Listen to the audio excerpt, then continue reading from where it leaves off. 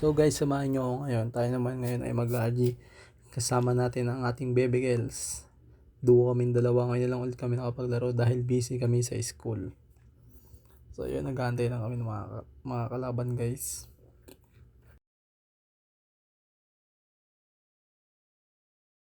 So yun, and tara na guys. Magsisimula na ang laban.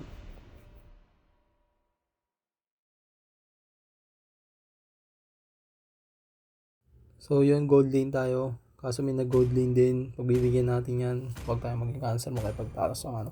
Kung kaya naman natin gumamit ng ibang hero, pwede natin gawin yan. So ngayon, tayo ay magbaban.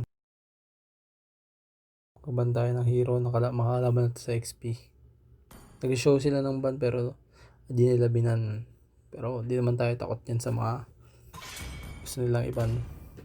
Kaya naman yan. Kaya naman counterin yan. Sa mga madadaya, mahirap counterin. So yun, first pick nila Gatot.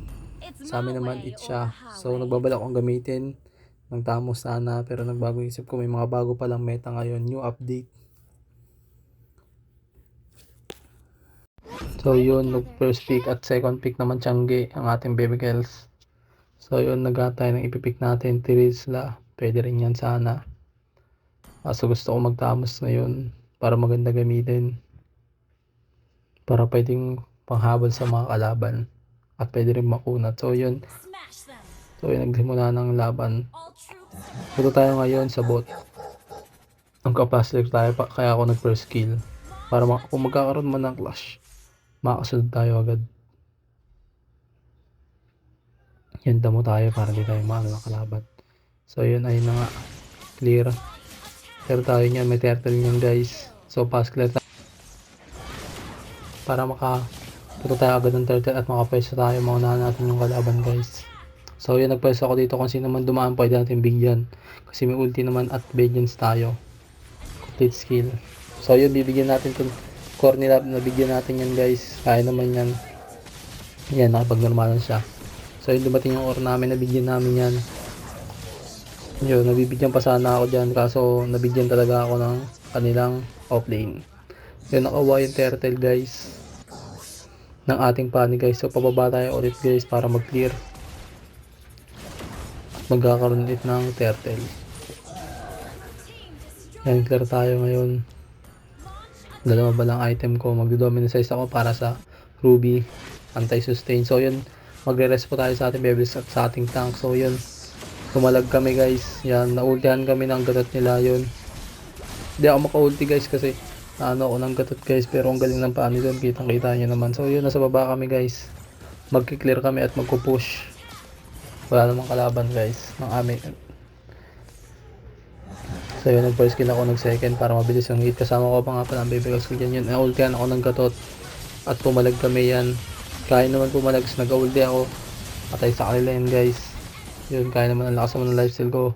Yun, double kill, nice trade na rin yun. Nakapag-push, tas napatay ko din sila, napatay din nila ako. So yun, buhay na ako. Pababa ulit ako sa lane ko para mag-clear. Clear tayo at napunta ako sa mid para mag-clear ulit kasi wala namang kalaban doon. Nandun yung Ruby, kita nyo naman. At nag-load pala kami niyan, tapos nakuha ng kalaban guys. Yun, nagdetep sila, nagpunta ako mid at bababa na ako, pero nakita ko dalawa na sila doon, Tiangge pati. Yung tank kaya naman yan kasi MM namin patay, ako lang nagdetep niya sa mid. Tapos yung nasa baba naman yung Fanny. Dito tayo second tower tayo mag-dep. Pinabigay natin yung dahil hindi kaya guys. Dep tayo dito sa mid. Nahirapan kami dyan medyo guys kasi wala kami pang set. Tank namin Franco, pero pwede na rin yan. Rest mo namin yung Fanny, pumasok sa bigla. So yun, hinabol ko yung core nila pati yung offlane. So inuna sila ng gatot nila kaya hindi sila nakasunod sa akin. So yun, yan na nga, puro pulado sila guys kasi yung MM namin hindi na umabot yung skill. So yun, naubos kami guys.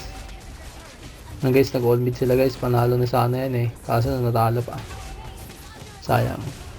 So yun guys, defeat. Ito yung upload natin, lagi tayong talo, di man lang na panalo. So guys, 2 wins ako guys and 1 loss. So yun guys, 4 kami gold kaso defeat. So MVP ang ating baby girls. So yun lang guys, like and follow. Thank you.